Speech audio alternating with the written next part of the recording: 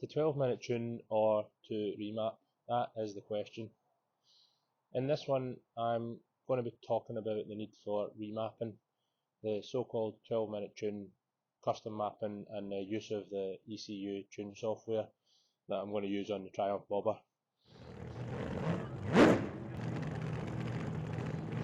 Ahoy hoy, as always, welcome back to the subscribers.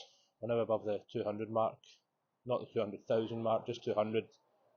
It's a slow climb, but we're getting there. If you're not a subscriber, hit that button. Right, let's start with tuning in general.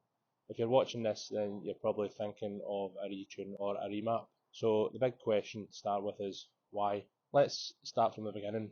When you buy a standard bike, it's mapped appropriately by the manufacturer.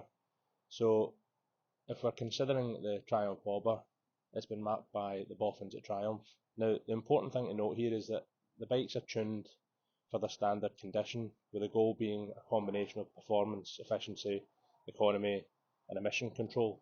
Let's quickly consider efficiency. We're talking about an internal combustion engine here.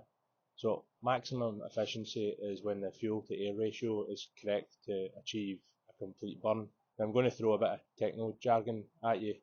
The stoichiometric ratio of 14.71, that's a theoretical ratio of air to fuel for a complete burn.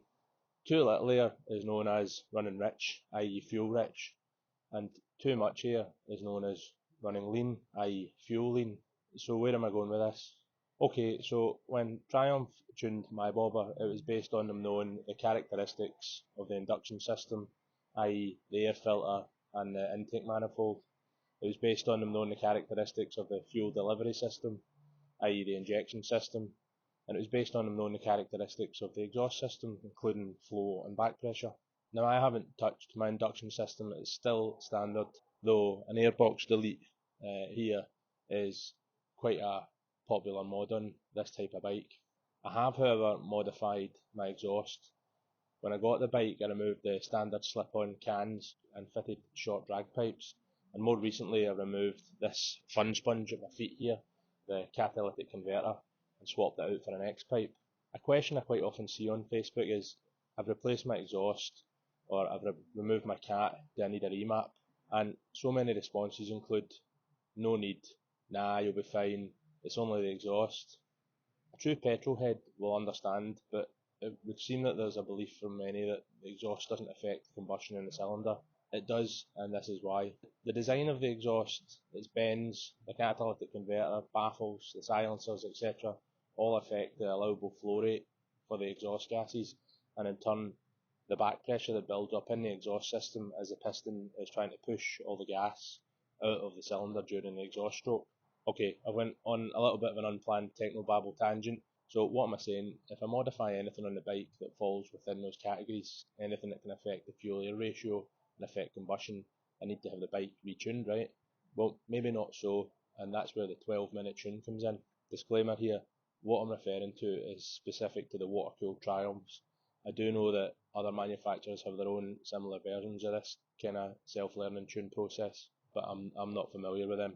I'm going to start on this by making one thing clear.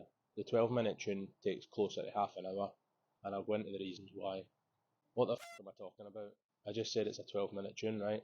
Okay, well that seems to be the common title or term that's been applied across the interweb. So let's begin with what the 12-minute tune is, and then we'll follow with the how-to. Like everything else on the forums, Facebook, etc., there's lots of explanations, and some are better than others. Here's my explanation. The ECU is adaptive. What does that mean? It means that the ECU can adapt the fuel-air ratio by monitoring the quality of the combustion gas by looking at the data fed back from the oxygen sensors mounted at the top of the headers here. Now you might be thinking, great news, no need for anything else then. Well, not quite. The ECU adaptation is limited, it has boundaries, and it can only cope with certain modifications. If you're only changing the slip-on exhaust, you might be fine, as I have been with my exhaust for the last year. It's worth noting that Triumph dealers do supply and fit slip-on alternative cans with no need for a remap. I've carried out the 12-minute tune twice since doing the cat delete, as I've seen a variety of posts online from people claiming that it worked for them and it's all good. Well, in my case, the bike runs lumpy at low RPM, and when twisting the throttle there's a significant lag in response, and this indicates to me that the bike is running lean. So it's a 12-minute tune. How do you do it? Like I said, it's more like a 30-minute tune, and here's the reason why. The ECU will go into an adaptive reset condition, i.e. a relearning process when the following conditions are met. Note that I've pulled this off of the TuneECU website with the understanding that it comes from Triumph. The bike needs to be in neutral, i.e. out of gear, in neutral. The ECM has no stored faults. Now this is important, as you may not know if you've got any faults stored unless you've got a code reader. If you try to do the adaptive reset with stored faults, it won't take place. Without touching the throttle, start the engine. Yes, I know how tempting it is to blip it. Don't. Fingers off. Allow the bike to warm up to temperature. This is when the cooling fan at the front here kicks in, and this is what takes the additional time. Note that the fan will kick on and off because it's thermostatically controlled. You've then got to leave the bike to idle for 12 minutes, and remember, do not touch that throttle. After that, you switch it off with the key, not with the emergency stop button, and that's it done. So that's a 12-minute tune. So as always, we're several weeks on and I'm in the process of editing and putting together the video. Originally I was going to continue on and start talking about TuneECU and DNK TuneWorks, but I think you've listened to me rambling on enough and there's enough content in that to make it a clip of its own.